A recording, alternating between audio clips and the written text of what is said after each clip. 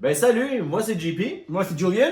On est super content parce que en cette fin d'année, on espère que vous passez des belles vacances du temps des fêtes, des belles vacances. Moi, je suis un Grinch. J'espère que personne passe un bon temps des fêtes. Mais en majorité, les gens aiment les vacances parce que justement, ils peuvent se reposer. Mais nous autres, c'est important pour nous de faire un épisode aujourd'hui pour deux raisons. Premièrement, on vous invite officiellement au podcast T'es pas un vrai fan parce qu'on a trouvé notre nom. Yes, finalement, un beau cadeau de Noël qu'on s'est fait de, Ouais. de trouver notre nom. Ouais. Tu sais, bon. On se pose souvent la question, c'est quoi un vrai fan? Pour toi, un vrai fan d'un groupe? Moi, je le dis toujours, il y a plusieurs types de fanning. Puis c'est vraiment, dans le fond, je pense que tout le monde va aimer un groupe à son rythme. Puis il y en a qui vont skipper des albums, il y en a qui Tu vont. vois, t'as déjà changé. On a parlé d'être fan, là, t'as dit aimer un groupe. C'est pas la même chose. Bon, ok. Toi, c'est quoi un vrai fan pour toi, Jean-Philippe? Un vrai fan, c'est quelqu'un qui va aller au-delà de juste connaître les singles. Souvent, j'ai rencontré des personnes dans des shows. Une fille me dit j'aime beaucoup Avenge, tu sais, j'aime beaucoup Seize the Day. Mais tu sais, Seize the Day, ça représente pas tout le catalogue d'Avenge Sevenfold. C'est juste que je comprends ton point. Moi, selon moi, cette personne-là a quand même le droit de se dire fan. Moins que nous, peut-être, mais je pense que t'as pas besoin de connaître tous les singles, tous les albums, puis ça fait que tu peux quand même être fan du band. Mais notre job à nous, c'est de vous donner, d'enrichir vos connaissances sur ce band-là, puis d'être C'est ça, intéressant en même temps. C'est ça, le but de ça, c'est pas de partir une chicane entre qui est un vrai fan ou pas, c'est juste justement de pouvoir vous procurer de l'information pour garder vos connaissances sur les bands sur lesquels on parle. Ouais. Et aujourd'hui, pourquoi on tenait à faire un épisode? Pour le fait qu'on s'est trouvé un nom, oui, mais on souligne... Un triste anniversaire. Ouais, triste anniversaire. Ça fait déjà 15 ans que, parce que le groupe qu'on parle aujourd'hui, c'est Avenged Sevenfold. Avenged Sevenfold. Ça fait déjà 15 ans que le drummer est décédé. De Rev, de son vrai nom. James Owen Sullivan, ou, on sait bien, dans Avenged Sevenfold, ils ont toujours eu des noms assez particuliers. Et lui, c'était The Reverend Bartholomew Plague. Je l'ai vraiment mal dit parce qu'on l'a toujours appelé The Rev. Puis, tu sais, ça, c'est quelque chose qui est assez spécial. Puis, c'est un épisode qui nous tenait à cœur parce que, on s'en cachera pas. On a fait des épisodes sur Linkin Park et la nouvelle chanteuse. Et ça, c'est vraiment quelque chose. Un band qui perd un chanteur aussi iconique que Chester Bennington. Ou AC/DC Back in the Days. Ou là, j'en parle, mais plein de bands que les chanteurs ont décédé. Est-ce que ce band-là, à quel point ça a un impact de perdre le chanteur, mais quand c'est un drummer, est-ce qu'un drummer c'est remplaçable? Comment ça peut impacter tant que ça un band? Puis c'est ça qu'on va explorer aujourd'hui, parce que The Rev, c'était pas n'importe quel drummer.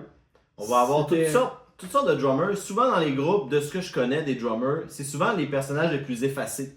Que ce soit en entrevue, que tu sais, juste le fait que sur une scène, ils sont souvent en arrière-plan.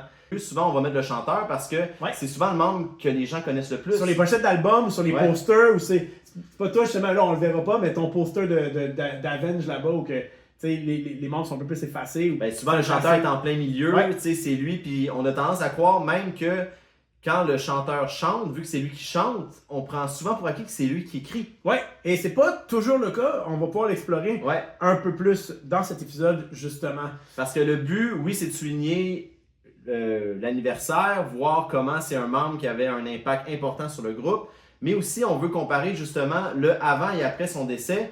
Est-ce que le membre, parce que les membres du groupe à son décès ont pensé que le band allait se terminer là, mais vu qu'ils ont continué à faire la musique, c'est quoi la plus grosse différence entre avant qu'il meure et après? Ça, on va l'explorer aussi. Ça, parce que The Rev, je trouve que, il était 6 pieds 4, là, mais il était plus grand que nature. On l'a vu beaucoup dans les espèces de vidéos behind the scene. On dirait qu'on... Souvent, moi, quand je le regardais, je disais pas qu'il était grand, il était long. Il était vraiment long. Mais c'est parce que aussi, dans Avenge, ils sont tous grands. Le Matt, il est 6 quelque chose. Since the Gate, il doit être 6 et 2. Matt, il est 6 piles, de mémoire. Puis c'est ça, The Rev, il est 6 et 4. Fait qu'on dirait, t'as Zaki puis Johnny qui sont minuscules. Mais on dirait vraiment que ça paraissait pas tant que ça qu'il était grand, mais il était grand, puis on dirait qu'il prenait de la place. Puis c'était vraiment un personnage particulier. The Rev, avant qu'il fasse partie d'Avenged Sevenfold, il était ami avec un des membres, il était plus ami avec un des membres en particulier, qui était le Sinister Gates. Sinister Gates. The Sinister Gates a rejoint Avenged Sevenfold plus tard. Ils ont fini de record le premier album, Sounding of the Seventh Trumpet. Sin, quand il a rencontré The Rev, Il est vraiment tombé en amour avec ce gars-là. En fait, non, il l'aimait pas au début. Il l'aimait pas au début, effectivement. Parce que quand tu parlais du personnage, c'est ça le lien que je voulais faire. Ouais. Quand tu parlais du personnage, il le trouvait loud, il le trouvait Ouais. exubérant, prenait de la place. Et ça en est venu à une bagarre des deux. Et c'est là, ils ont fait connaissance en détention, en retenue à l'école. Et c'est là qu'ils ont découvert qu'ils aimaient le même genre de musique. Tu sais que tous les parents, parce que c'est tous des amis du secondaire, là, ils sont tous rencontrés dans ces années-là. Tu sais que tous les parents du temps de M. Shadow et de Johnny Christ, ils avaient tout dit à leur enfant, Jimmy, c'est le genre de kid que tu ne traînes pas. Oui, c'est ça. Tu sais, c'est le genre, tu sais, Matt, un de ses souvenirs les plus vieux avec Jimmy, c'est ils étaient ensemble, puis ils sont dans un neighborhood, puis ils ont tous mis les poubelles à terre, au complet de ce neighborhood-là, puis ils sauvaient des gens qui les poursuivaient, tu sais. Ouais, puis The Rev, c'est un troublemaker, man. Puis quand sa mère parle de son fils, elle trouvait ça difficile d'élever ce gars-là, parce que quand elle le chicanait, il riait. Puis là, elle disait, arrête de rire, c'est pas drôle. Puis lui il disait, mais moi, je trouve ça drôle. Fait que c'est dur d'essayer de doser cet enthousiasme-là en voulant lui inculquer quand même des valeurs. Je sais pas si t'as déjà vu aussi, je t'ai coupé, je m'excuse, je sais pas si t'as déjà vu des photos de famille avec The Rev, qui est déjà full gothique, puis sa famille est full. Je vais essayer de retrouver la photo que j'ai vue, je la mettrai ici. Je sais pas si je vais être cadré. Donc, mais non, c'est ça. Fait que The Rev, Sin aimait tellement The Rev que The Rev, il était dans Avenge, il avait été pris par Matt, puis il était pas vraiment sérieux dans le band, il l'a fait juste parce que... Ben lui, The Rev, il jouait déjà avec des gars plus vieux, c'est pour ça qu'il a pas été dans Avenge tout de suite, parce qu'il jouait avec des gars plus vieux qui étaient plus avancés au niveau de la musique que les membres d'Avenge. Puis c'est drôle, hein? On n'est même pas encore dans le vif du sujet, mais j'ai écouté beaucoup d'entrevues en préparation pour ça, mais aussi souvent... Pourquoi tu dis ça? Faut que tu fasses semblant que tu connais tout sans avoir écouté d'entrevues. Ok, coupe. J'ai écouté beaucoup d'entrevues dans ma vie de Avenged Sevenfold. Et même, ils vont passer de... Tu sais, on parlait de leur surnom. Ils vont passer de s'appeler par leur vrai nom. Fait que des fois, ils vont dire Brian, qui est Sinister Gates. Puis après ça, à un moment donné, ils vont juste dire Sin. Puis même le père de Sinister Gates, il les a aidés dans des albums, puis il l'appelle Papa Gates. Fait que ça, c'est quand même drôle. Mais donc, c'est ça. Tout ça pour revenir à cette histoire que le band se créait, Avenged Sevenfold se créait. Puis The Rev était là, il croyait déjà un peu au band, mais pas trop sérieux. T'es venu juste voir qu'est-ce que ça donnerait d'aller jouer avec eux, puis à m'amener. Il a quand même enregistré l'album, le premier album. Et Sin tripait tellement sur le génie de The Rev qui a un peu joint Avenged Sevenfold pour passer plus de temps avec Jimmy.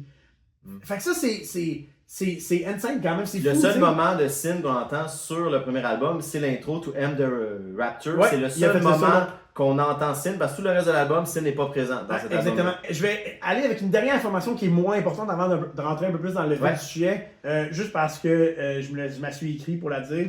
C'est drôle parce que Travis Barker, on en parlait quand il est rentré dans Blink, c'était un drummer pour un band ska qui s'appelle The Aquabats, qui est un band un peu genre loufoque, avec des thématiques spéciales. Et The Rev était aussi dans un band qui s'appelait Suburban Legends, donc entre 1998 et 1999. Il était c'était un band de ska aussi, un peu aux allures loufoques. Donc j'ai trouvé ça drôle parce que, bon, Travis c'est un excellent drummer, The Rev c'est un excellent drummer, il est là le lien. Ok? Je cherche pas plus loin, il est là le lien. C'est dit. Non, mais je trouvais ça drôle de voir qu'il y avait un peu leur début dans le ska, tu sais, puis les deux ont fait complètement différent.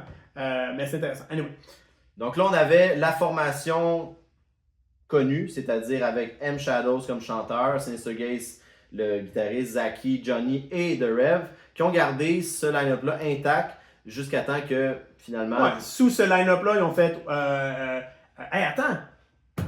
Moi, la question qu'on se pose toujours, moi, Jean-Philippe, j'aimerais savoir comment tu as été introduit à Avenged Sevenfold. C'est mon meilleur chum Guillaume. On était en train de... Ton meilleur chum? Ouais, à part toi. Ok, parfait. Parce que là, nous, on est des collègues, avant tout. On travaillait au métro, à l'épicerie et à la machine où est-ce qu'on punch les cartes. Il m'a fait écouter I Want See You Tonight Part 1 de Avenged Sevenfold. C'est mon choix, Guillaume, j'apprends.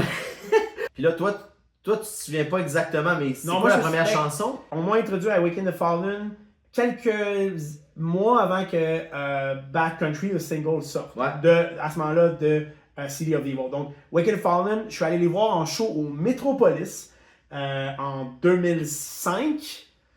Le Pas 3 sûr de novembre ma date. 2005, mais on était au même show. Oui, parce oui, que on moi, en a parlé. Parce que moi, le jour de ma fête, le 3 novembre 2005, Ouais. il était au Metropolis. J'ai détesté City of Evil à la sortie. Ouais. Waking the Fallen T'es pour pas moi. le seul. Non, c'était the shit.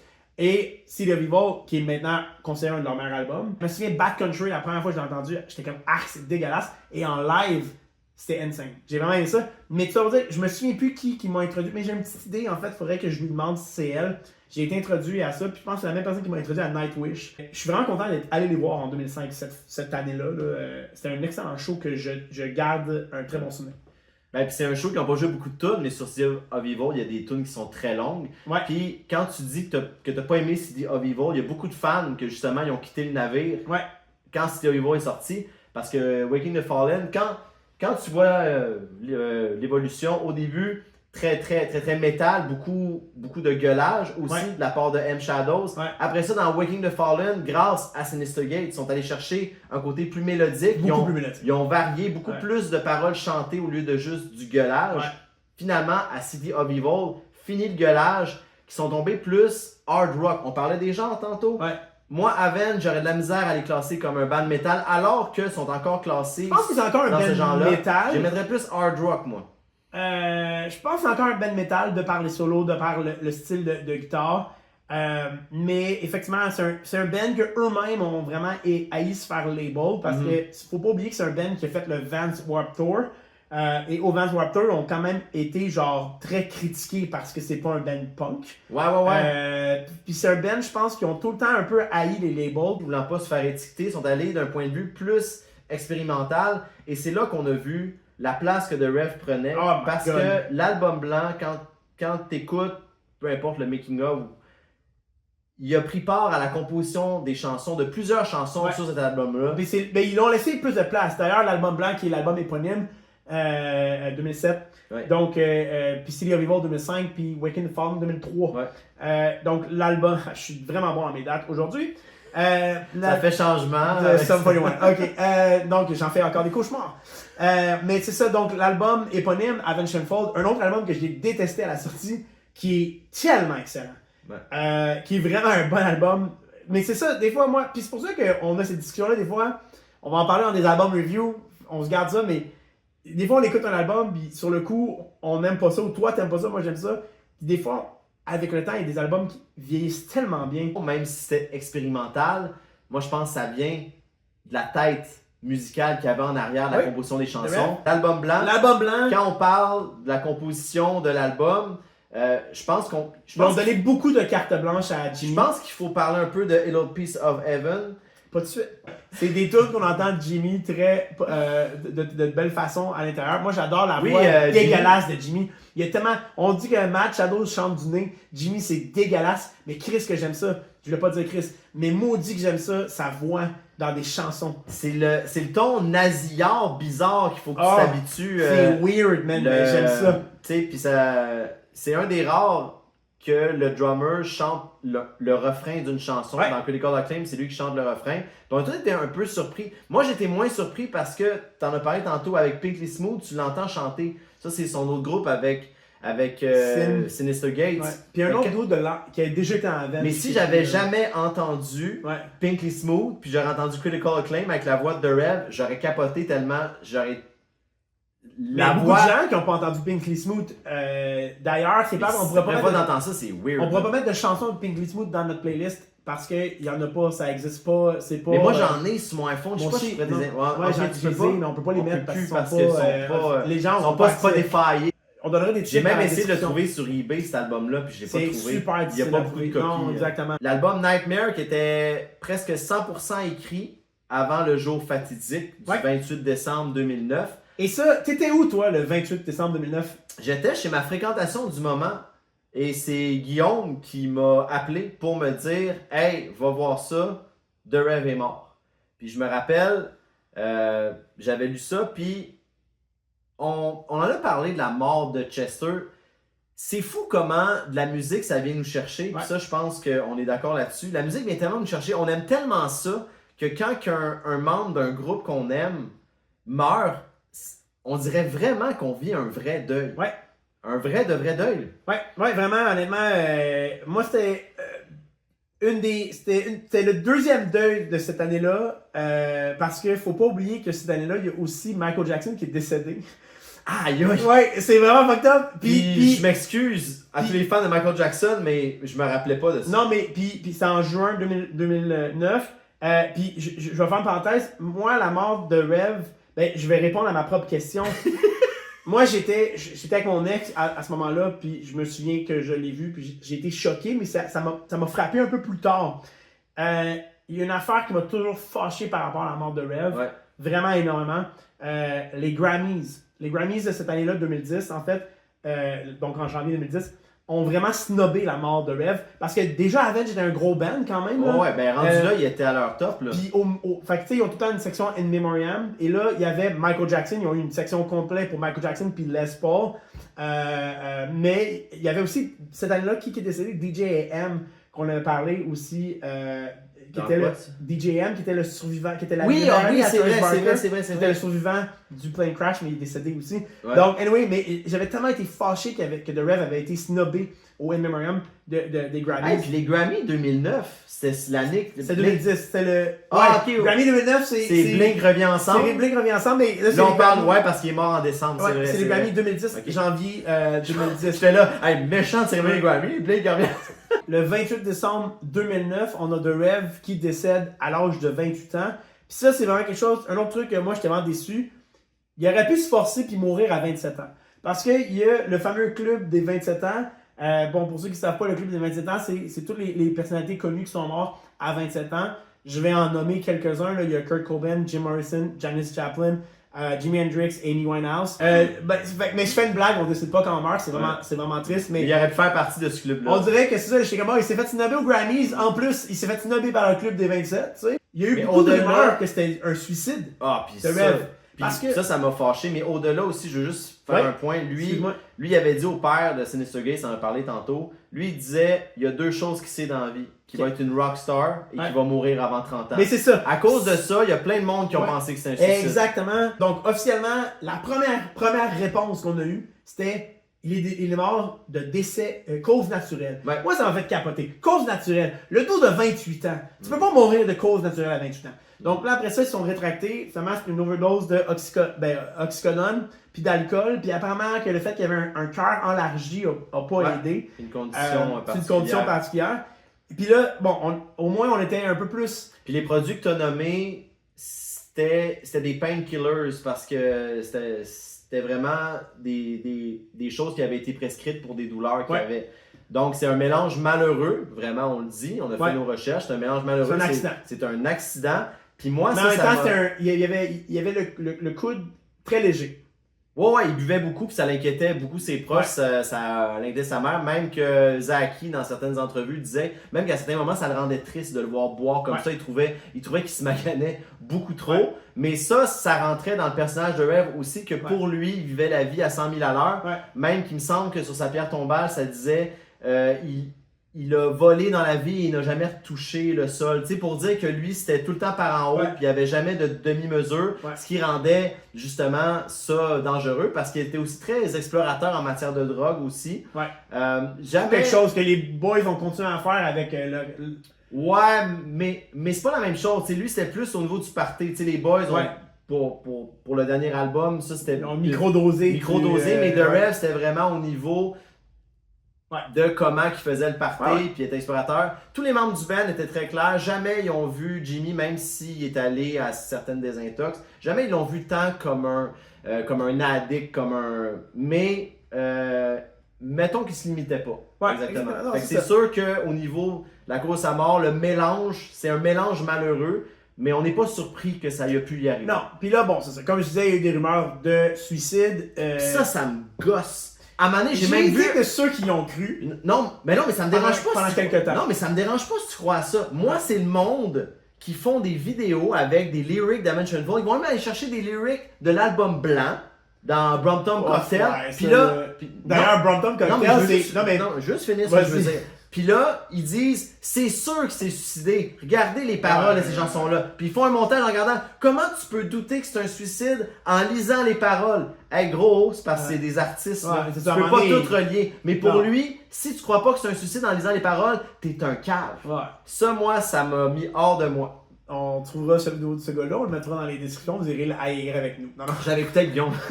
Mais d'ailleurs, Brompton Cocktail, c'est quand même ironique, un peu comme. Ben, tu cette parlais en chanson. plus de choisir de mourir. Dans cette chanson-là, ça dit j'ai le droit de Ouais. quitter ma vie comme je le veux. Ouais, puis c'est ça qu'il a fait, il a quitté comme il voulait, puis. Ben, quitter comme il voulait. Dans un C'est un sens. accident. Moi, Dans je un pense accident, pas qu'il voulait mais- mourir. Non, je pense pas qu'il voulait mourir, mais Ouais. bon, il savait qu'il allait pas vivre past 30, puis c'est ça qui est arrivé pas mal.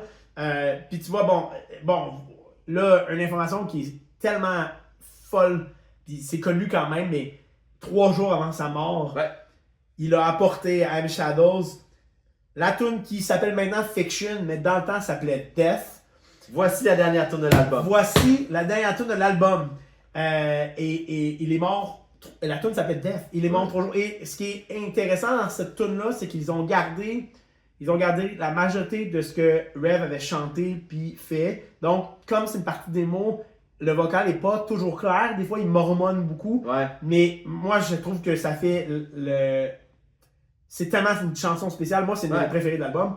Puis souvent en show, ils vont choisir qu'est-ce qu'on joue parce qu'ils jouent tout le temps au moins une tune pour rendre hommage à The Rev. Soit ils vont jouer Fiction, soit ils vont jouer So Far Away, soit ils vont jouer A Piece of Heaven qui joue beaucoup. Même Roman Sky sur The Stage fait rapport à la vie après la mort Ouais. aussi. Ils vont choisir une tune là-dedans et Fiction en show. Ben moi je pense que je l'ai jamais Je vu suis pas en sûr show. moi non plus, je me pose la Moi, je l'ai question jamais si vu en j'ai déjà vu show, mais j'ai vu des vidéos, puis ils l'ont fait souvent. Puis d'entendre sa voix. Puis j'ai encore de la misère à ce jour de différencier la voix de The Rev et de Shadow dans cette Dans chanson-là. cette chanson-là, ouais. Surtout quand ça marmonne, comme tu dis. J'ai de la misère à Ouais, différencier les je deux. comprends ce que tu veux dire. Je pense que je fais la distinction, mais je comprends. Je pense que ça m'a pris du temps à la faire. Même il y a des bouts que il scream, que je suis pas sûr, des fois c'est de Rev. Mais c'est ça. Fait que, puis cette chanson-là, si vous écoutez les lyrics, ça pourrait être une chanson de suicide. Honnêtement, ça pourrait être une note de suicide. Mais c'est ça, moi j'y crois plus à ça. Mais les membres du band, ils ont statué qu'ils avaient toujours été fascinés par les thèmes morbides, par la mort. C'était vraiment plus une tune qui montrait sa fascination envers la mort qu'envers un désir de mourir. Sa mère est sortie en entrevue quelques fois pour demander d'arrêter de spread les rumeurs que c'était un suicide parce qu'elle était certaine que ce ne l'était pas. Ouais. Donc, de trop read into les lyrics, justement, puis de se créer des scénarios en disant... À un moment donné, je veux dire... C'est comme si c'est des gens qui auraient voulu que ce soit un suicide tellement ça fit avec les tunes. C'est ça, c'est pas toujours comme ça la vie. Il est mort, puis c'est C'est normal que ces vraiment gens-là malheureux, explorent des sentiments quand ils écrivent. Ça veut pas dire qu'après ça que c'est ça. Non, non. Donc, il est venu porter cette chanson-là en disant c'est la dernière de l'album.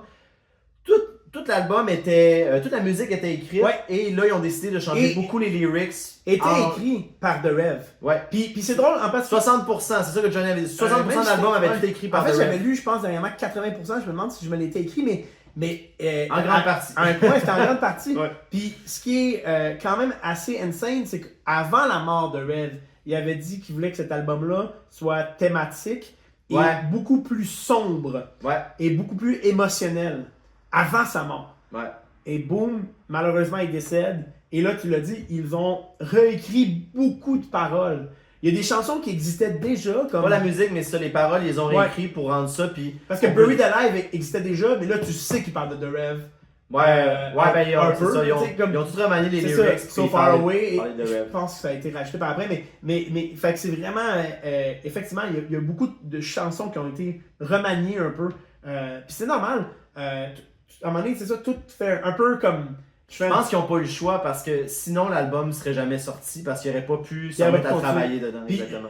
je veux revenir là-dessus parce que c'est important, mais c'est un peu, je vais faire une parenthèse, après la mort de Chester Bennington, Mike Shinoda, l'autre membre de Linkin Park, a fait une carrière solo, puis son premier EP solo s'appelait Post Traumatic, son premier album en fait solo, puis le monde ont pas mal tout le temps, chaque chanson était comme, ça c'est à propos de Chester, ça c'est à propos de Chester, puis à un moment donné il a dit, guys, ça peut pas tout le temps être à propos de Chester non plus. Mais c'est vrai que c'est facile de un peu faire notre propre. Fait que, il y a probablement des paroles aussi dans Nightmare, que c'est pas à propos de The Rev, mais on a l'impression, on espère que c'est à propos de The Rev, mais ils ont été écrites comme ça aussi, tu sais. Mais ils ont beaucoup mis les paroles suite à son décès. Oui, il a beaucoup changé. Ouais. Non, mais ça a été dit vraiment souvent Ouais. en entrevue aussi, là, je suis d'accord. Ouais. Mais je pense qu'en plus, en plus de ça, il y a le collectif qu'on fait. Ok, puis ça, c'est sûr que c'est pour The Rev. Puis, parce qu'à un moment donné, un peu comme les gens qui prennent le suicide un peu en considération. Alors, ça, tu fais ta propre narrative. Donc, ton meilleur ami meurt. Ouais. T'as un Ben avec. Ça fait 18 ans que tu fais ça. Comment tu continues là-dedans? Ben, ils ont eu une période où est-ce que justement ils pensaient que c'était terminé. Ils ne voyaient pas comment continuer. Et il y avait un soir, parce qu'après la mort de The Rev, ils ont dit que pendant des semaines, ils ont toujours campé en groupe. Ouais. Toutes les familles, tous les membres du band, ils dormaient tous dans un salon, sur des matelas, dans le même endroit. Ils étaient plus capables de continuer leur vie. Ouais. Comme c'était tellement une personne forte qui les reliait ensemble, chacun se posait la question comment on va continuer là-dedans. Puis pas juste pour la musique, on dirait que tous les membres étaient vraiment ébranlés. Tous les membres des familles, pas juste les membres du band, mais les membres des familles aussi.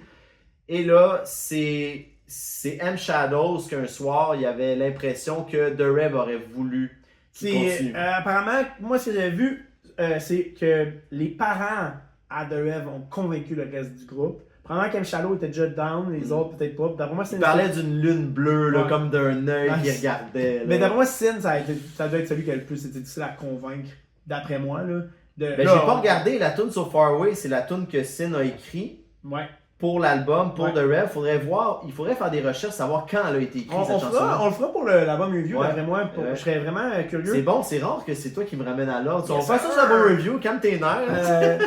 mais sur les parents, Rev ont convaincu, puis comme j'avais vu que Sin, justement, pas Sin, mais M. Shadow avait aussi dit, The Rev aurait voulu qu'on continue. Moi, je les ai trouvés forts. Je les ai trouvés forts parce que, bon, il est mort en 2009, fin 2009. Et l'album Nightmare sort en 2010. 2010, mais quel mois déjà? C'est juillet. Juillet. 2010, le 27 juillet. Insane, là. Ouais. C'est-à-dire que. Puis là, mais il était déjà beaucoup écrit, par exemple. Il était déjà beaucoup écrit, mais imagine avoir à tout. Il a fallu quand même qu'il mixe l'album, il a fallu qu'il réécoute tout, il a fallu qu'il refasse les tracks, il a fallu.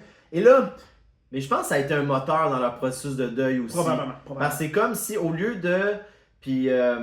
On en a parlé au niveau de la célébration de sa vie. Tu sais, on a souvent parlé sur Hail to the King, la chanson qui nous touche le plus, Saint James, quand on célèbre sa vie. Mais pour le deuil, ils ont travaillé sur l'album. C'est comme si, au lieu de juste mourn sa mort, ils étaient actifs dans un moteur tout en faisant leur deuil parce que c'est l'album que leur ami avait écrit. Puis il est présent dans l'album. Bon, on a parlé de Fiction, on a parlé, il crie Skull dans Save Me. Save Me. Puis, vraiment, parce que dans le booklet, il me semble qu'ils mettent une couleur différente. Rouge, exactement, pour dire que c'est lui qui dit ces mots-là. Puis dans une version de Nightmare, tu as le démo aussi de Nightmare avec le drum track de Rev. Mais il est dans l'album. Moi, j'aurais voulu qu'il soit plus présent parce que. Tu parles du drum track, ils ont recruté quelqu'un pour pouvoir faire ses drum parts. Ça, c'est tellement important. Mike Portnoy, qui est le drummer de Dream Theater, et qui était un idole. Ouais. Et Mike Portnoy n'a pas eu une job facile. Il a dit que lui, là, on the Heartbeat, quand il se l'est fait demander, il a accepté, c'était comme certain qu'il le faisait. Il n'a pas eu une job facile, puis les gars de Avenge, ils ont vraiment été... ils ont été difficiles avec lui aussi. Parce que Mike... Ils n'ont jamais voulu lui donner une place officielle. Ça, c'est normal. C'est normal, dans le sens qu'il n'y aurait pas... Mais il a été... C'est plus pendant l'enregistrement, Mike, c'est un excellent drummer, et il jouait trop comme lui, puis pas assez comme The Rev. Il a fallu vraiment... Il a comme vraiment fallu à un moment donné qu'il déapprenne pour réapprendre à jouer comme The Rev. Ça a été compliqué le processus, là. Ils en ont parlé beaucoup en entrevue, tout le monde. Puis effectivement, je pense que Mike, il s'est moins senti inclus qu'il aurait voulu, mais il a quand même fait la tournée avec eux au complet de Nightmare. Donc ça, c'est super intéressant, mais il n'a jamais fait partie officiellement du groupe. C'était pas facile, il n'y avait pas beaucoup de candidats, parce que c'est pas facile de faire ce que The Rev pouvait faire. Non. Il y a même son... Puis là, si jamais là, il y a des amateurs qui jouent du drum, qui nous écoutent, écrivez-nous en commentaire parce que je suis pas sûr que je vais bien l'expliquer. Il semblerait, j'ai lu que The Rev avait un move qu'il appelait le Double Ride. Ouais. Ou le Octopus quelque chose.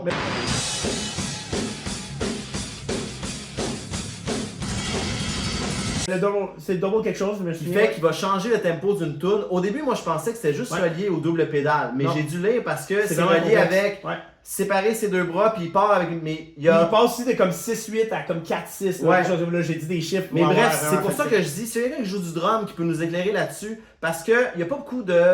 Ben, je sais pas s'il y a beaucoup de drummers qui sont capables de le faire. Là, je suis pas assez calé au niveau des drummers de band, mais on sait que The Rev faisait des choses que c'est pas tous les drummers qui étaient capables de faire. Non, il était- Et de là que la liste des candidats n'était pas énorme, puis tant mieux si on pu réussir à trouver une de ces idoles qui a accepté Ouais. autant de faire ses drum parts que d'aller tourer avec eux après. Parce que moi, la première fois que j'ai vu Avenge après la mort de The Rev, c'était avec le nouveau drummer officiel, si on peut dire, Ouais. qui s'appelait Aaron Alger. Puis ça, Aaron, je sais pas si t'avais fini ton Oui. Aaron. J'essaie de faire des liens, puis je te fais des passes, puis on J'aime a ça, Ouais. j'aime ça. Aaron, tu sais, bon, lui a juste fait L to the King, l'album. Puis, Heureusement. Heureusement.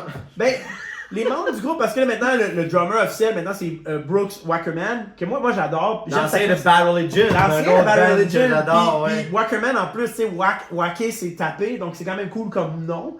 Donc lui, il n'a pas besoin d'un surnom comme les autres. Mais j'aime sa personnalité aussi, je l'ai écouté en entrevue, puis dans le podcast. Ben, il y a une Tracks. énorme différence entre lui et Aaron, puis je vais Oui. te laisser finir, peut-être que tu vas me. Ben, je m'en allais juste dire que Aaron, tu vois, les boys en ont souvent parlé, pas en mal, mais ils ont Mais- dit beaucoup qu'il était. Pas mal, mais. Mais il y avait beaucoup besoin d'y pointer quoi faire. Alors que Wackerman prend des initiatives et écrit avec eux. Et voilà. Et il est vraiment part of the Exactement. band, tandis qu'Aaron Exactement. était plus. Aaron, ils ont dit que la méthode de travailler avec Aaron, c'était. C'était un station drummer. C'est quasiment. comme par après, il dit, hey voilà, on a fait ça, Ouais. maintenant mets un beat là-dessus. Ouais. Puis quand t'écoutes L to the King, quand tu te concentres juste sur le drum, Ouais. hey, c'est beaucoup moins, C'est moins varié. ouais. Tu sais, c'est.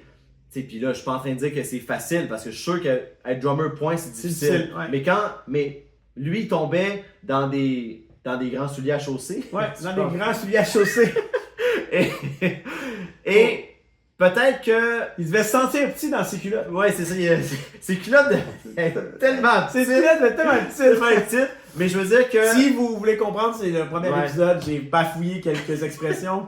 Mais il est tombé dans une chaise qui était peut-être trop grande pour lui. Ouais. Parce que on l'a. C'est sûr qu'on avait comparé. Parce qu'en plus, Nightmare, qu'on dit que The Rev a pas joué les parts, on était capable de le sentir. Oui, parce ben que oui, le parce que ça drummer. avait été écrit par lui quand même. Les drum tracks avaient Mais été le écrits par drummer lui. était quand même.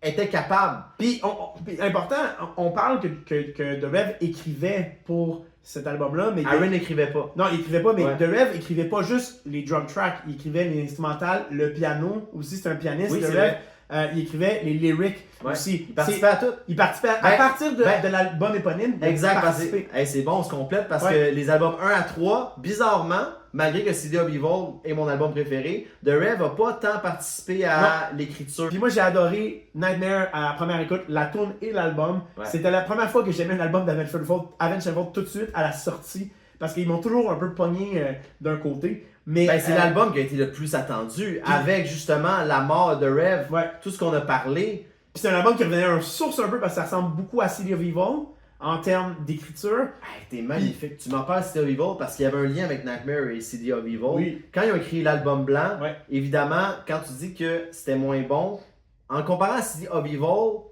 tu sais, on va souvent s'obstiner, puis toi puis moi, on l'a déjà fait. Quand c'est différent, est-ce que c'est nécessairement une bonne chose? Parce qu'Avenge sont forts là-dessus. Ils veulent pas répéter les mêmes albums. Non. Puis parce que c'est différent, on dirait qu'Avenge veulent toujours nous faire croire que c'est meilleur parce que c'est différent. Quand ils ont fait Nightmare, il y avait un objectif de faire des chansons plus longues, comme il y avait sur CD of Evil. Ils mettent beaucoup. Parce que sur CD of Evil, ce qui leur avait fait mal, c'est qu'ils avaient mis tellement d'énergie en studio, quasiment des journées de 16 heures pour sortir cet album-là. Finalement, ça a fait poète au début. Avec Nightmare, il y avait eu beaucoup de temps et il y avait hâte justement de revenir à ces sources-là. Parce que il y a des. À part Little Piece of Heaven, qui est quand même long sur Ça, l'album. et blanc, pour l'album éponyme, c'est des tunes de 3 minutes. C'est deux albums complètement C'est différents. 3, là. 4, 5 minutes. Tu sais, à la limite, quasiment en mode CD, quasiment plus punk rock. Ouais. Ouais, c'est 2 albums complètement Ouais. différents. Le Fait son qu'ils étaient est revenus en studio, puis leur objectif, c'est de sortir un album culte en mettant de l'énergie, autant qu'il y a eu pour CD of Evil.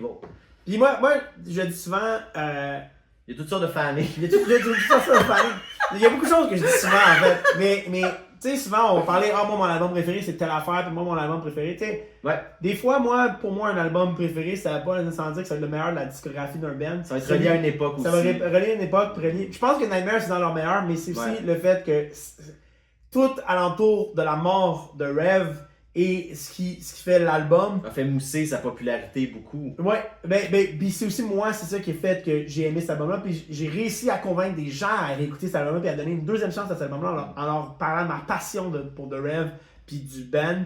On va toujours se demander si l'album a justement été meilleur qu'il l'est à cause de toute l'histoire de la mort et tout. Là. Un peu comme l'Oscar que Heath Ledger avait gagné pour le Joker, pour The Dark Knight. Ben, je sais pas, il était nominé contre qui, mais il était écœurant pareil. Je me souviens plus, mais non, il le méritait. Ouais. Mais il y a beaucoup de gens qui pensent que c'était par la mort. Mais oui, fait qu'on on déroge un peu. Donc, il faut quand même mentionner, malgré qu'on est un peu gêné de le faire parce qu'on y a pas assisté. Mais le premier show qu'ils ont fait après la mort de Rev, ça a été à Montréal. Donc, le premier show est fait avec Mike Portnoy derrière le drum. Ouais. C'était Heavy MTL. Ouais. C'était le 25 juillet 2010. Honnêtement, je ne sais pas pourquoi. Parce que je suis un fan depuis vraiment longtemps. Je sais pas pourquoi. On en a souvent parlé, puis on n'arrive pas à se dire comment ça on est passé à côté de ça. Moi, je pense... Puis l'album, je l'ai adoré. En plus, je l'ai écouté à la sortie. Je comprends pas. Mais là, il faudrait voir, est-ce que c'était après la sortie de l'album ou avant? Parce que là, je me rappelle pas de la date. Mais Heavy Montréal, il me semble, c'est au mois d'août. Fait que je pense que l'album était sorti. Non, mais Heavy Montréal, c'est le 25 juillet 2010. 25 juillet. Ah, ok, fait que c'était 2 jours avant. Mais ils ont sûrement joué les nouveaux. Ils ont joué Nightmare. Ben, peut-être. Mais j'ai pas entendu l'album. Des fois, moi, c'est ça qui arrive. Quand j'ai pas entendu l'album, j'ai moins la hype.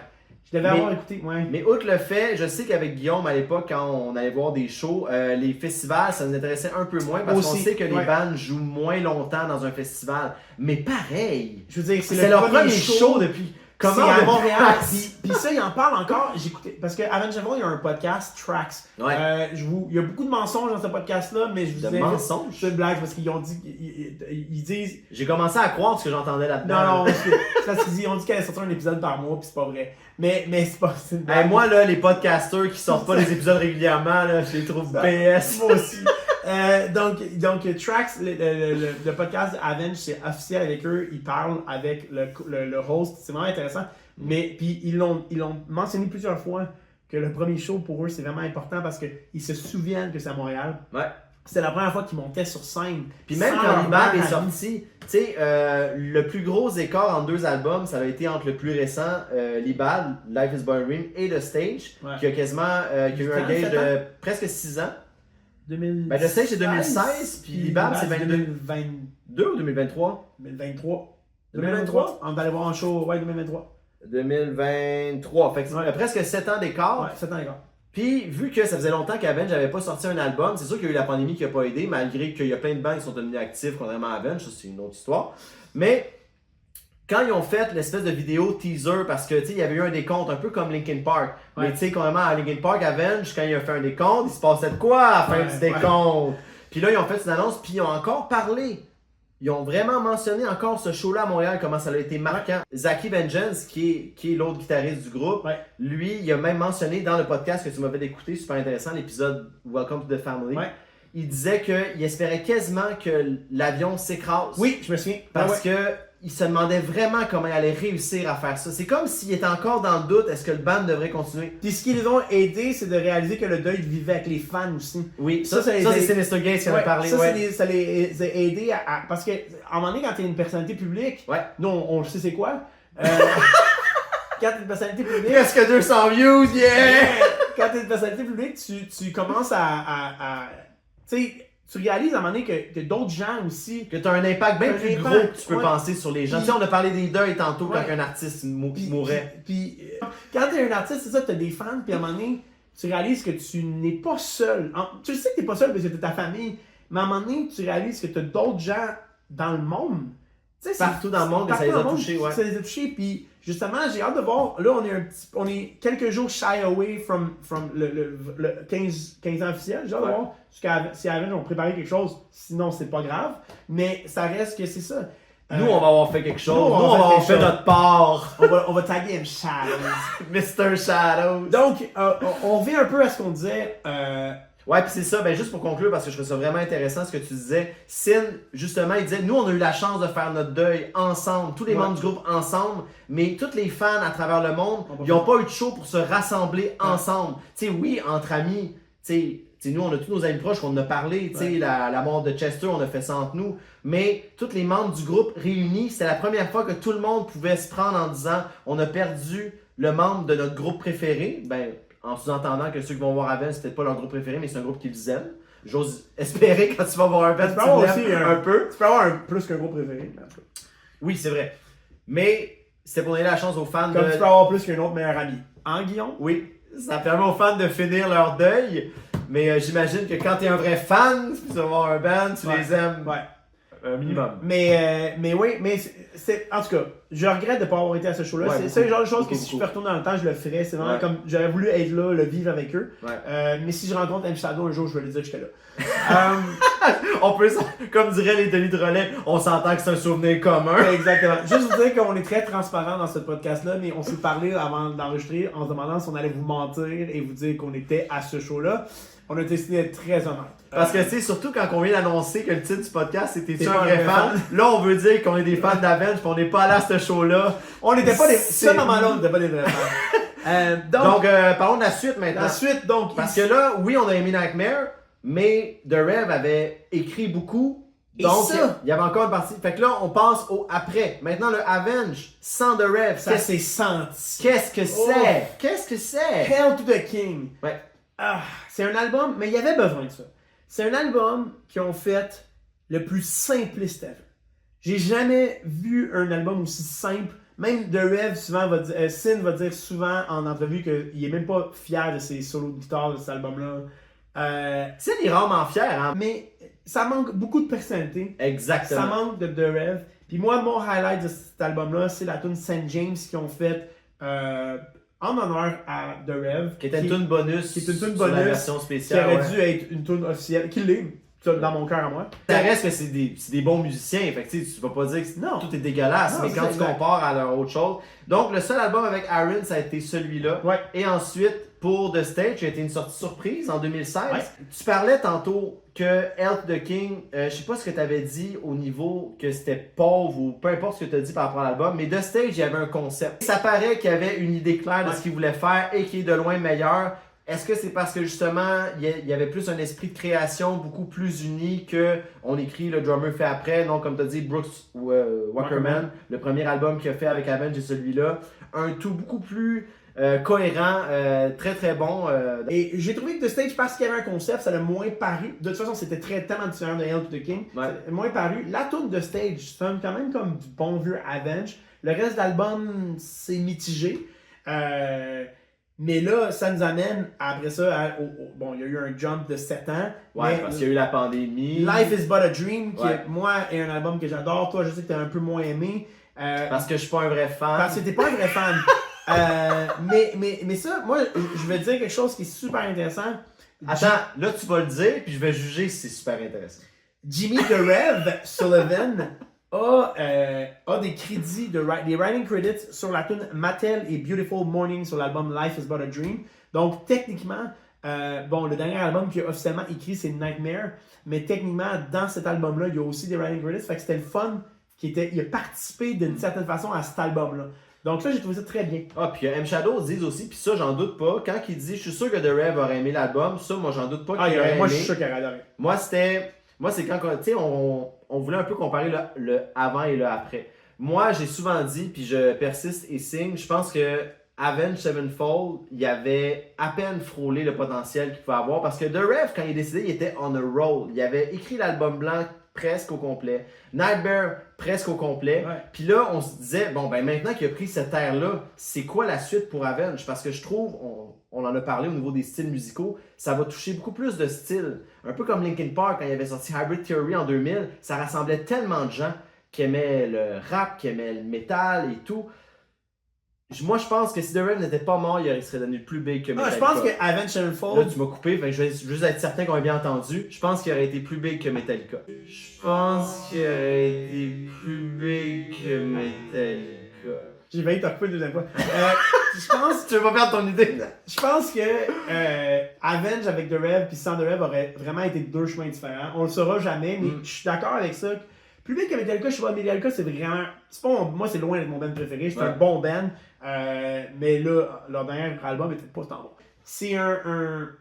Je pense pas qu'il a été aussi big que Metallica. Mais big, oui, mais. Il aurait sûrement été plus big qu'ils le sont maintenant avec. Ça aurait été. Oui, probablement. Ouais. Ça aurait été. Puis peut-être que ça aurait été plus dans mes cordes parce que moi j'adorais ce que The Rev emmenait au band. Mais c'est quand même dans mes bands préférés. C'est quand même. Je peux pas dire que j'aime pas leurs 3 derniers albums puis que je les écoute pas. Mais moi j'ai adoré Life is But a Dream. Mais ça reste que le artwork de Life is But a Dream, on peut en parler comment c'est magnifique. Ben, on peut le regarder un peu, c'est juste dommage parce que tu l'as pas en gros. Non, c'est un des rares. Les gars, on a le vinyle si on le voit ici, mais si on l'a ici, de toute façon, on va sûrement faire des reviews d'albums d'Avenge. Je vais mettre une image. Ah, pour vrai? Ben, comme j'ai fait avec... Tu vas la mettre où l'image ici?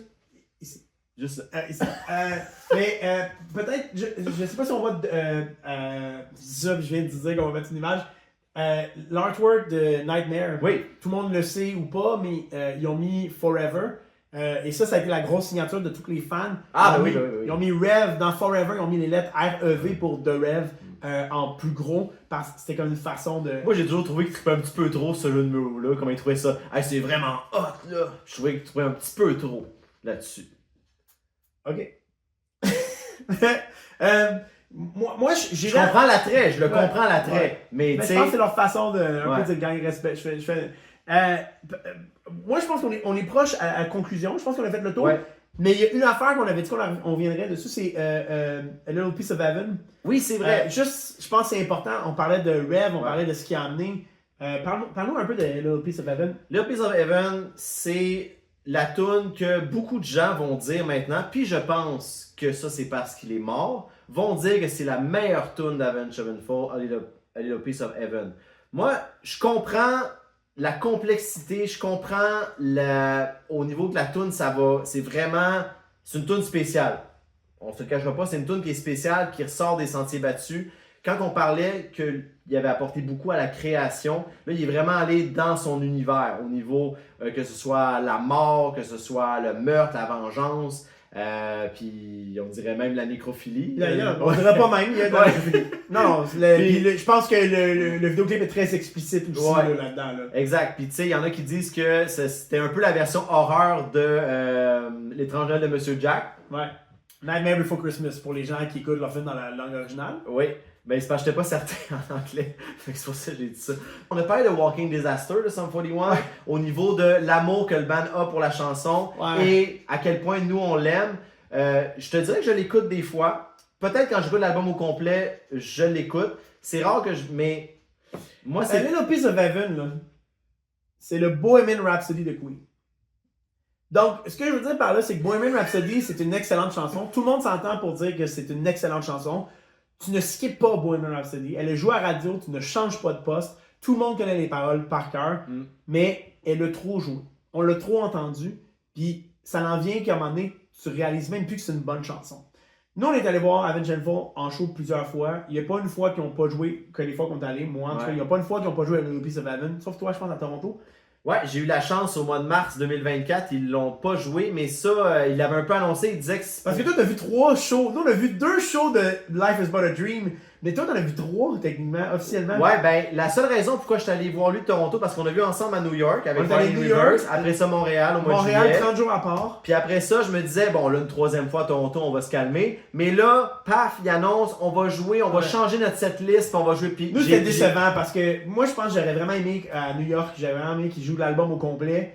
Parce que c'était vraiment, c'était un show spécial. Ouais. Puis finalement, à New York, ils ont joué leur setlist. Puis à Montréal, oui, c'était 30 jours après. On dirait que même au niveau de la salle, ça marchait pas. C'était le même setlist. Fait que moi, j'ai trouvé ça très décevant pour ça. Mais le trip en chum, c'était écœurant. C'était vraiment cool d'y aller à New York, de le vivre à New York, puis de le revivre à Montréal. Parce qu'on allait les 4 mêmes amis. Donc, Guillaume, ton meilleur ami, et notre ami Mathieu. Qu'on aime beaucoup. Donc, c'est ça, pour revenir à ce qu'on disait. Au niveau du processus créatif, puis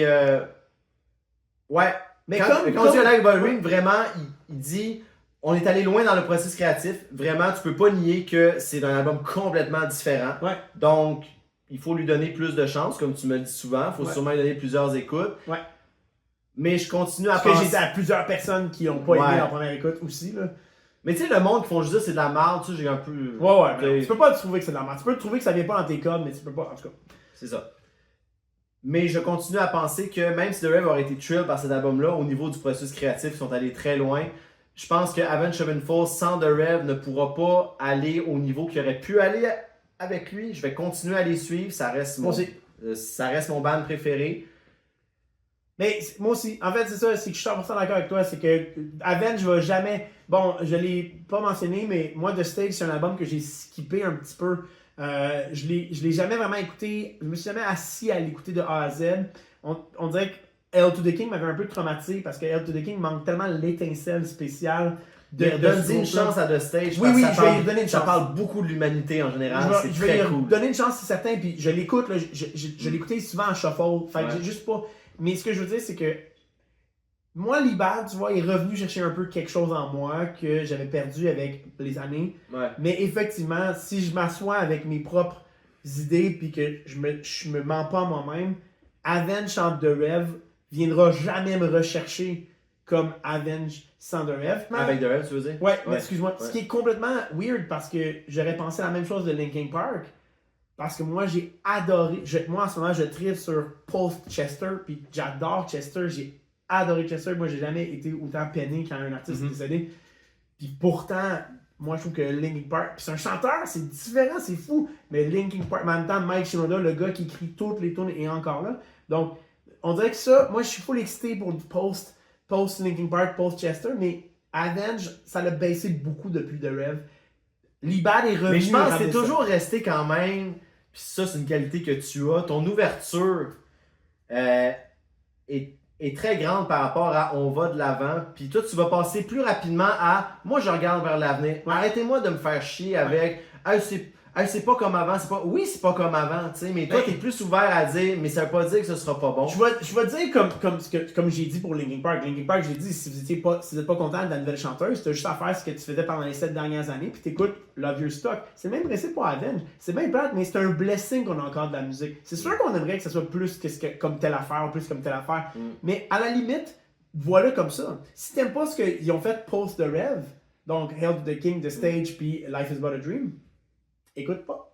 La seule affaire qui me dérange là-dedans, c'est quand un band, on l'a souvent dit, n'a pas le choix de dire que leur plus récent album, c'est leur meilleur album qu'ils ont jamais écrit parce qu'ils veulent le promouvoir, puis ils veulent pas dire « Ah, finalement, on a écrit, puis c'est à chier, écoutez pas ça. » Ils pensent aussi, parce que je sais que tu t'en vas. Parce qu'ils sont là, parce qu'ils sont à ce moment-là dans leur vie, puis c'est ça qu'ils ont créé à ce moment-là, puis tu as souvent dit, on a mis de l'effort là-dedans, puis on veut que ce soit bon. Mais moi, je pense qu'on peut... C'est ça. Moi, je continue à dire que essaie quand même pas de me convaincre que ça peut changer mes préférences personnelles quand moi je pense par exemple que City of Evil c'est ton album le meilleur que tu as jamais fait puis que même si c'est nouveau, même si tu trouves ça bon, pour moi ça n'accote pas le meilleur stock que tu as pu faire avant. Moi je finirais là-dessus. Mais avant que tu le sautes d'en face? Non. C'est que j'ai pensé à quelque chose à faire pour nos auditeurs puis pour nous. Okay? Je vais te poser une question que j'aimerais que les gens nous répondent parce qu'on a trouvé le titre de notre album. T'es pas un vrai fan. T'es pas un vrai fan.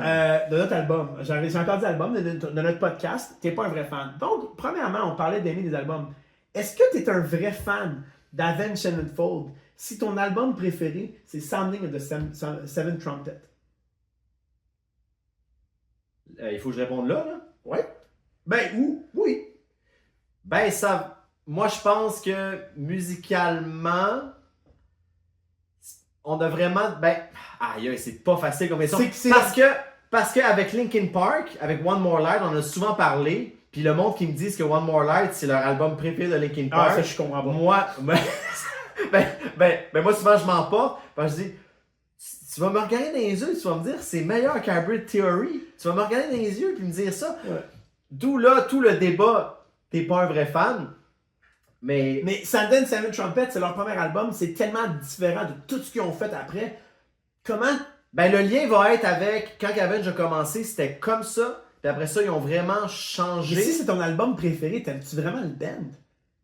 Moi, je pense que Sounding the Seven Trumpet, pour la variété du catalogue qu'ils ont eu, ça représente pas assez la variété pour dire que ça représente bien Avenged Sevenfold. Non. Puis tu sais, c'est... À part peut-être, il me semble que c'est Slipknot que leur premier album se considère comme le meilleur. Peut-être. Parce qu'un band évolue, un band mature et va essayer différents sons. Puis moi j'ai toujours l'impression que... Bons albums après ça. Puis moi j'ai toujours l'impression qu'un band atteint son max tout le temps. Deuxième, troisième, peut-être quatrième album. Puis après ça, il atteint un pic qu'ils seront jamais capables d'aller Non, retoucher. puis j'ai l'impression qu'ils savent un peu en même temps. Puis ça, je pense que, on n'en a pas parlé, mais je pense que ça a influencé beaucoup les trois albums après Avant The Rev. C'est qu'ils savent, ils sont pas caves, ils savent qu'ils pourront jamais aller chercher ce qu'il y avait avec The Rev. Fait que pourquoi essayer de faire la même chose? Moi, c'est un peu ça qui me dérange. C'est comme tu dis, ils veulent continuer d'avancer pour un band. Fait qu'ils vont pas commencer à dire The Rev est plus là, fait que ce qu'on fait, ce sera jamais aussi bon. Ils vont continuer à explorer puis faire des choses. Mais là, il y a une voix de moins aussi qui parle. T'sais, il y a un creative, une personne creative qui était là, qui avait un output, qui est là de moins. Ouais, parce qu'on parlait de la présence du drummer en tout début d'épisode. On parlait quand un drummer meurt, la différence que quand un chanteur meurt, on pense que ça peut être moins important. Mais dans ce cas-là, pour Avenged, ça a été un énorme coup, puis on l'a vu la différence avant et après. Donc, moi, j'aimerais vous entendre dans les commentaires. Pour l'instant, on est juste sur YouTube encore. Éventuellement, on va être sur d'autres plateformes. Mais... Sortez-nous votre analyse sur The Rev. On veut vous entendre. On veut continuer. C'est pas ça que je veux entendre, moi. C'est quoi tu veux entendre? Je veux savoir... On veut créer un effet de discussion. Qu'est-ce que vous pensez? Exact. Est-ce que vous trouvez que Avenged sans The Rev, c'est quand même un excellent band? Ou est-ce que c'est un band qui vaut encore la peine d'être écouté? Ou même une question plus directe. C'est-tu meilleur avec The Rev ou maintenant? Parce que si... Ben non, mais parce que si tu penses que c'est meilleur maintenant... On n'est pas fermé, on veut vraiment écouter, puis on veut. Peut-être qu'il y a des choses à laquelle on n'a pas pensé, peut-être que musicalement, j'ai parlé tantôt au niveau des techniques de drum, que moi je ne me considère pas comme un drum, mais il y a peut-être des subtilités musicales que moi je connais pas assez, la construction d'une chanson que j'ai pas pris attention dans les nouveaux albums, que toi, vous, que vous connaissez mieux que nous. Ouais. Venez nous dire à nous qu'on n'est pas des vrais fans. On n'est pas des vrais fans. Ma deuxième question, ce serait quel est votre album préféré d'Avenged? Vous pouvez nous l'écrire dans les commentaires, ça nous intéresse beaucoup. Peut-être que lui qui a le plus grand vote, on fera notre première review sur cet album-là. Peut-être. Pourquoi pas? Puis celui qui a le moins de votes, on dit qu'il n'a pas raison. Non. Non. Tu l'as souvent dit, c'est une question de goût. C'est une question de goût. Oui. Puis on s'est moqué un peu des gens qui. Mais c'est correct si t'aimes One More Light de Linkin Park. T'es peut-être juste pas un vrai fan. Mais au final, et ma dernière question, c'est un peu celle que je t'ai posée. Est-ce que vous pensez que quelqu'un que son album préféré c'est Sounding of the Seventh Trumpet, est-ce que vous pensez que c'est un vrai fan? Pas un vrai fan, mais est-ce que vous pensez vraiment qu'il... Moi, je pense qu'il a dû arrêter de suivre pour maintenir que c'est son album préféré. Je peux pas croire que tu continues à écouter ça si c'est ton album préféré. Mais j'en ai vu dans les commentaires. Donc, on aimerait ça vous entendre. C'était notre dernier épisode de la courte saison qu'on a eue. On vous revient en janvier avec... Je peux pas le dire, mais j'ai tellement hâte à notre prochain épisode de janvier. Ah ouais. On va peut-être prendre une petite pause pour essayer d'en filmer un peu plus, puis en sortir un peu plus. De manière plus régulière. Puis là, vraiment dire, on va en sortir un à tel écart, pas être comme Tracks pour avoir une gang de menteurs. Là, on commence à avoir un nom, on commence à avoir un genre de décor. Tu parlais du fame. Il va falloir qu'on commence à être un petit peu plus assidu. Donc, merci de nous écouter à date. On adore lire vos commentaires, puis continuez à nous donner des feedbacks. On adore ça. Merci énormément. Donc, on vous souhaite un beau ou un... joyeux Noël, parce qu'on va le faire. Ouais, c'est le temps des fêtes, mais pour les fans d'Avenged, on était avec vous. On souligne le 28. L'événement de la mort de Rev. Ça fait déjà 15 ans. On a vécu la même affaire que vous. On a trouvé ça tough. Si vous voulez nous parler, tu sais, quand on dit nous autres comment on a vécu ça, si vous voulez nous raconter vous aussi, vous étiez où quand vous l'avez appris. Exactement, oui, je serais vraiment intéressé, effectivement. En fait, tout ce qu'on parle, on serait vraiment intéressé d'avoir.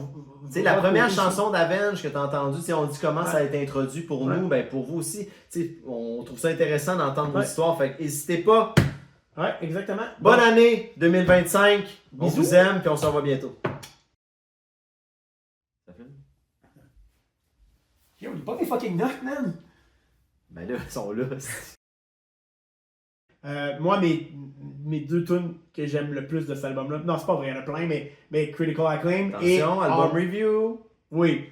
Tu t'emportes tout le temps avec ça. Critical Acclaim, puis... T'es le premier à dire qu'on fait pas d'album review, puis tu veux tomber dans les tunes. Ok, parfait, je dis pas de titre. J'ai dit Critical Acclaim, je dirais pas la deuxième.